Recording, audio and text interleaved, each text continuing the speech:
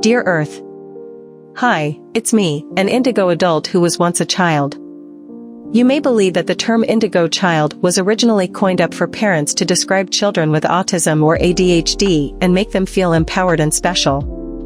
Well, they are special beings alright, to balance the karmic scales that humanity has racked up for themselves. But that's not quite what we are. We indigo souls are quite diverse, if you ask us. Some are starseeds, souls who have come from other areas of the galaxy, some reincarnated spiritual masters of history. Can you imagine a being who had already transcended earthly lessons coming to Earth, sometimes back again to retake them? Metaphors can sometimes sound cruel, but it will be like a person who has a master's degree in quantum physics going back to high school to retake basic algebra just because the veil of forgetfulness has wrapped around that person's head. Let's not take it too bad. Like a typical earthly soul would, sometimes it can be fun to revise lessons, but then, the typical earthly soul at that level would be too triggered or too intimidated by our adeptness and clarity. Sometimes they would fear our confidence and audacity. Of course we can appear confident. We've been through your lessons you're finding hard to navigate. Sometimes we've been through it many times before. Sometimes many decades, centuries, or even lifetimes ago.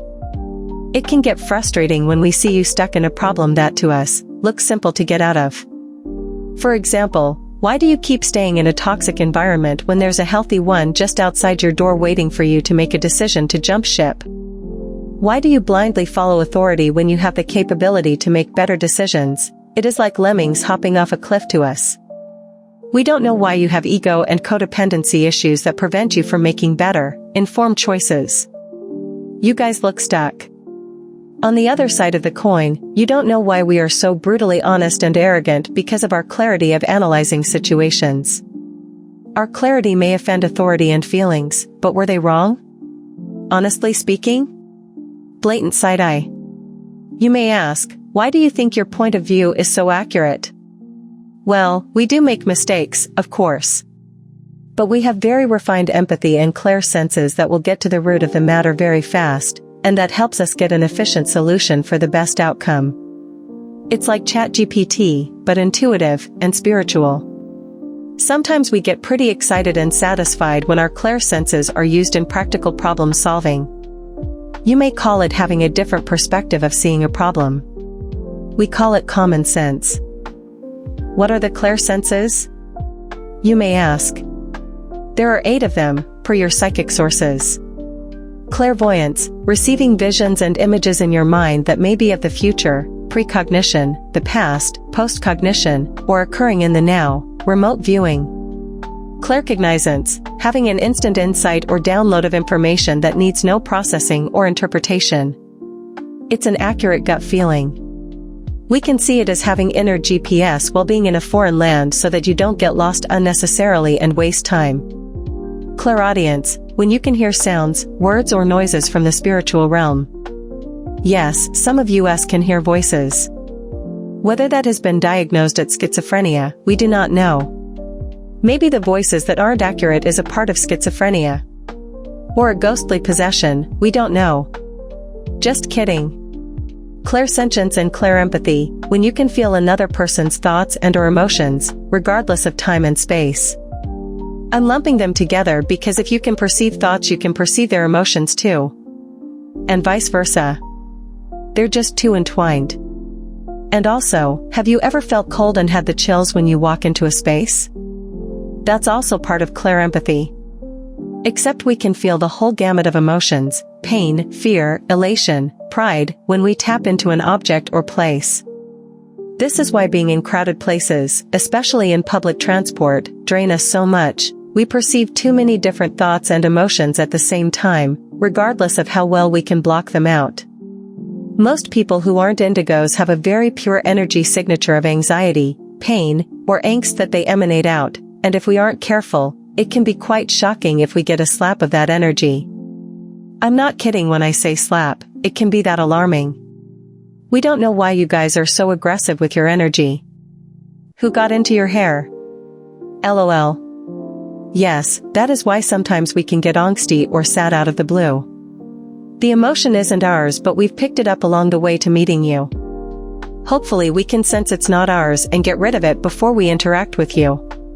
Clairalience, sometimes we can smell fragrances and, less pleasantly so, odors, out of the blue and without any physical sources. Like flowers, perfumes, food, and even spoilt food. There are messages that come with these smells, and they can be personal to us. Clairgustance, tasting something that actually isn't there. Same as clairalience but for taste. It may be our neurons and nerves pick up signals in the ethers and translate them into taste, we don't know, again, just kidding.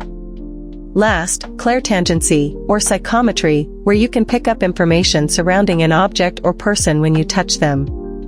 Objects can hold emotions, intentions, and memory, and a clairvoyant can pick up on the stories behind a particular object when they touch it. Better have gloves handy.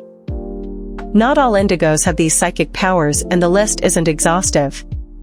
There are natural mediums, people who remember their past lives, psychic artists, and musicians, as well as people who can do many wondrous things with energy and creativity.